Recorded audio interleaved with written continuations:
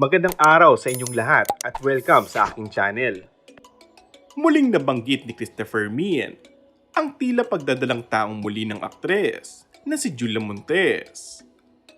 Ito ay matapos na lumabas ang isang larawan ni Julia na tila may kakaiba sa pangangatawan nito at kapansin-pansin umano na may kalakihan na ito ngayon.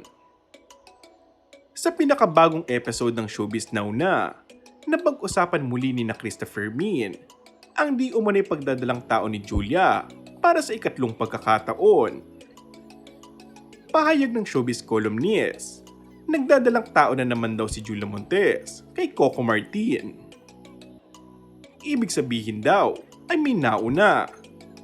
Nakakaloka umano dahil sa isang larawan na kumalat na malaki na ang tiyan ngayon ng aktres at palaging naka-blazer.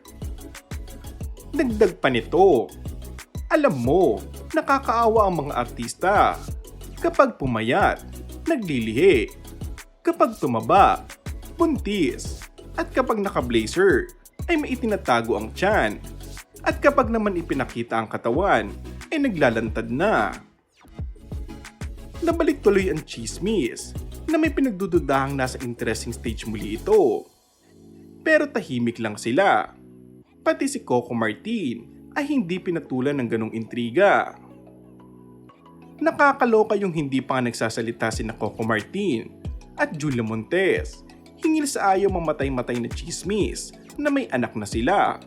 Napapabalita na namang buntis ngayon ng aktres. Kaya ang tanong ng mga netizens, buntis na naman daw ba si Julia? At syempre pa, asking din sila kung kailan daw ba magsasalita ang dalawa sa mga isyong ipinupukol sa kanila.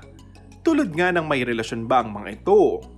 May anak, engaged na, at ngayon nga'y buntis na naman.